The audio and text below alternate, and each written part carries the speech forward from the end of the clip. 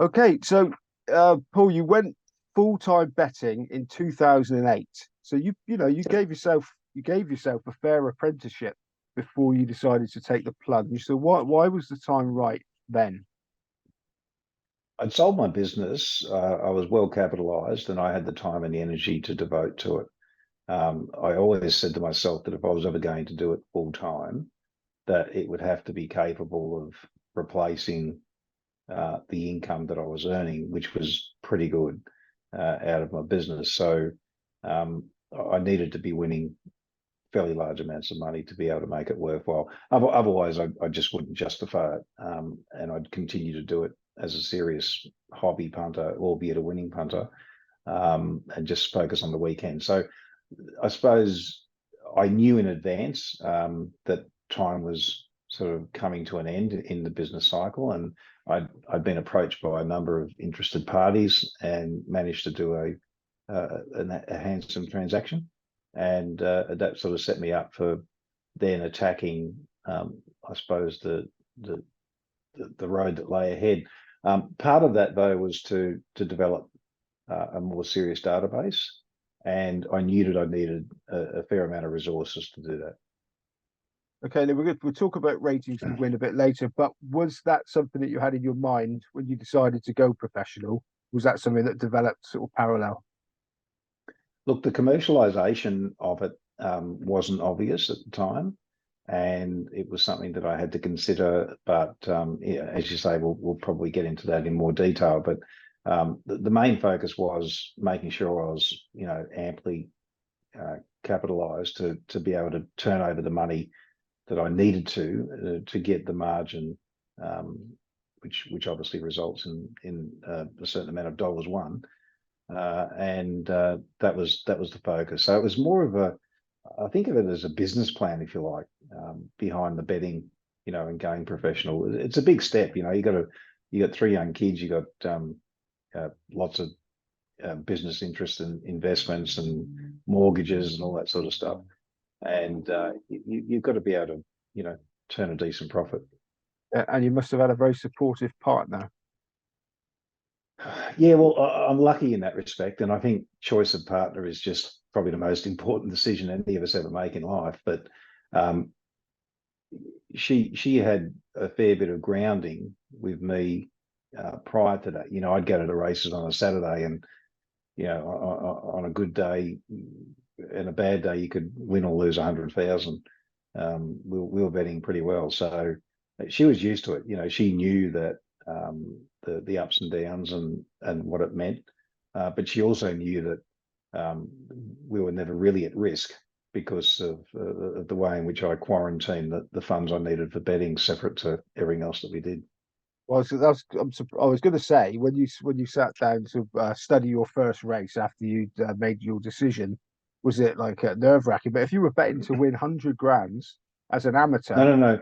I'm saying on a big day, you yeah, could win or lose as much as that. So if you had a complete strip out, you might do 100, and if you had, one or two best days of the year, you might win 100. yeah, but that's still quite lofty for before you went professional. So so you're in it big already. So you've come out of the business financially secure. So you're in a good comfort zone to start. I read that you were a fan of betting exotics. Tell us a bit about that because I mean a lot of punters would probably dismiss them as mug bets, wouldn't they? But mug I punters got probably dismiss them as mug bets. I don't know. The corporate bookmakers make a ton of money out of multis, as you know. It's certainly not something that I get involved with. Look, my market was essentially the quadrella bet, which is essentially a four-leg all up on a selected races each meeting, and the tax, if you like, that's attributed to each leg is fairly conservative compared to some of the other multis and exotic bets, and so that was the attraction for me. I had a computer program that would basically come up with the combinations and the amounts to wager on each of those combinations. So on a typical quadrella, we might outlay anywhere between 200 and 800 combinations, sometimes more. So all for differing amounts, and those would be produced into what we call batch files or batch bets and submitted through to Tabcorp at the time, which is our parimutuel operator here. That the value that we got out of those was astounding. You'd often get, you might price your favourite way at 50 to 1 and get as much as 80 or 100 to 1 in the quadrella. So we were able to win a fair bit of money doing that. It accounted for about 90% of my total turnover at one stage.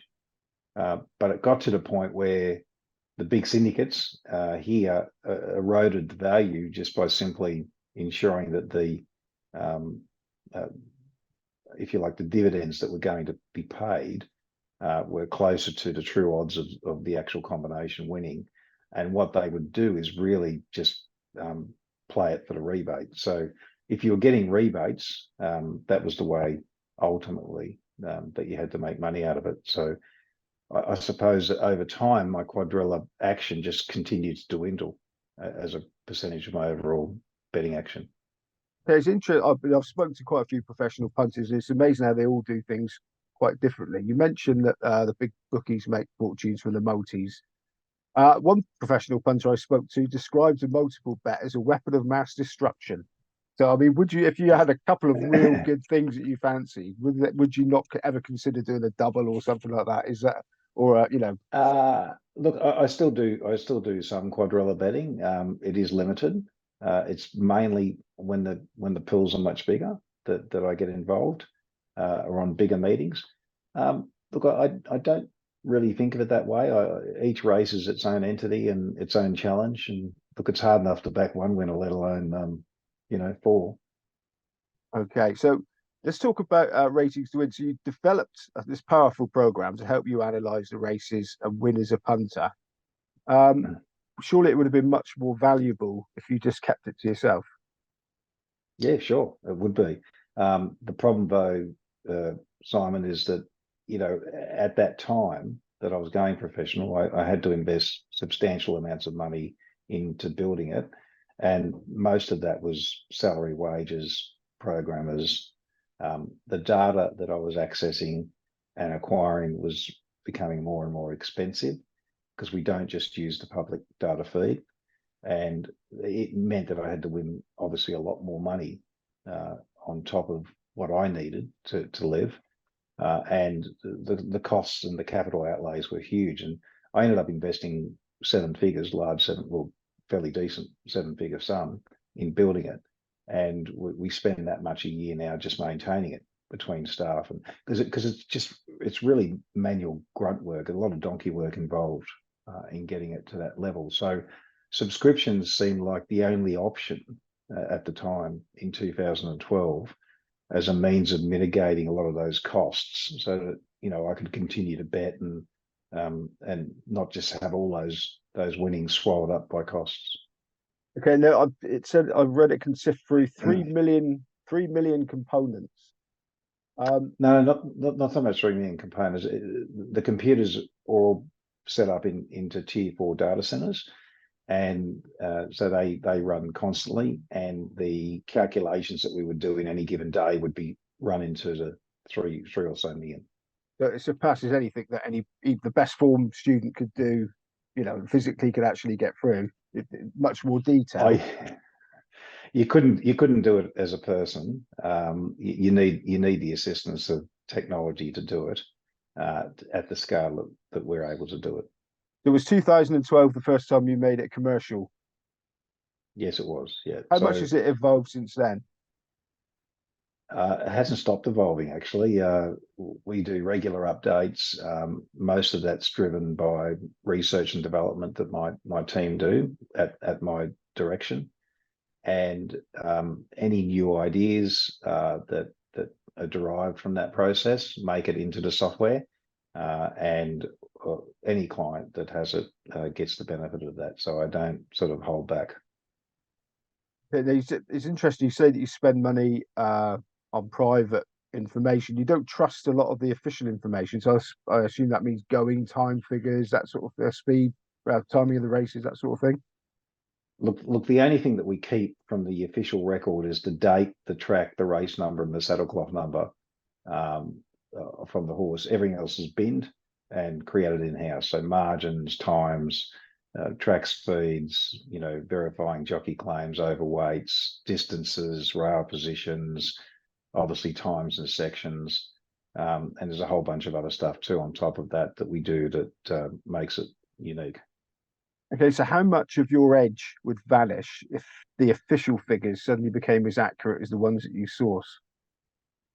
I think a fair bit, actually. It would make it pretty difficult to win if I didn't have that data. If I was just simply using what everyone else is using, it's like anything, right? You're using everything that's widely available. The edge has got to be reduced. That's why most of the betting teams, create their own derivatives of data and information for those purposes, because it otherwise makes it too difficult. Okay, so for anybody that's familiar with your system, I haven't had the I haven't been able to sort of see it in action or anything. So excuse me if some of these questions seem a bit obvious. But does the program price races for your punters? Would it come up with the prices that they expect it to be?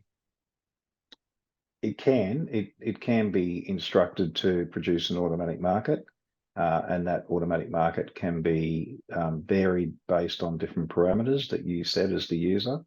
I myself start with an automatic market as a starting point when I do the form.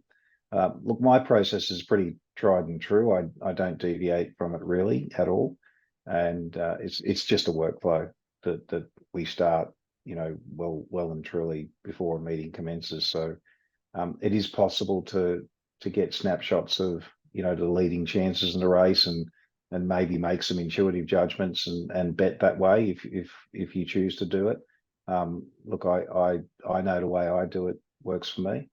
So it pretty much starts on a Wednesday for a Saturday. Is it for people like you that are form experts, or if somebody like me suddenly decided to start betting on Australian racing, could I get your subscribe to you and then the bets are going to be chucked at me for no effort No, apart from pulling my money up? no, the zero effort, zero return, pretty much. That's the way it works, and no program is going to provide the magic button. So look, there are a lot of tools there that certainly make the process a lot easier and reduce a lot of the work time that you would otherwise spend doing if you were attacking it individually. But look, I think anyone who is a good handicapper knows that it takes time and effort to achieve that. I've seen some of the guests that you've had on in the past, and most recently Peter Lawrence, who's a friend of mine. And by the way, I'm the annoying guy that rings him on the Sunday morning. But look, he and I sort of do things in a very similar fashion, and people like Rob Waterhouse, I trust, would do things similar as well. We've got our own herbs and spices that we apply, and we think a bit differently. But essentially, you can have three different people look at a race and come up with totally different opinions. That's just the nature of the game, and that's what makes markets. Yeah, we're going